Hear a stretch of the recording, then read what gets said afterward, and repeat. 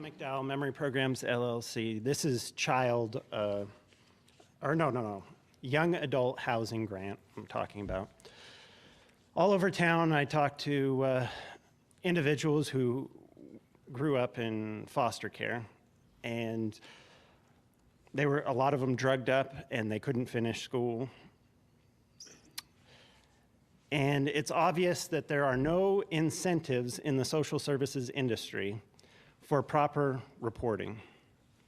And an EWU professor even told me that. So I think it's time to, if an individual has been drugged up on ADHD drugs all the way from 4 years old, all the way through to the point they're a young adult, it's important that we provide the proper tools, such as the dialectical receipt filer, the directive of defense, augment filer, dialect checker, the discovery agreement, and TrackPath, some of the products I'm designing, in order for them to evaluate how the individuals got there at that point, and then how they're going to move on afterwards. But it seems like I talk to children on the bus, and they get drugged up over stealing cookies out of the cookie jar.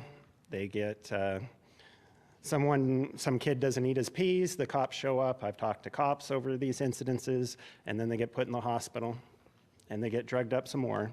That affects their developmental stages, so they never become properly cognitive to be able to be independent completely, and they'll always be somewhat dependent. So at some point, we have to think about incentives for individuals being independent. Thank you for your time. Thank you, Mr. McDowell. Christine.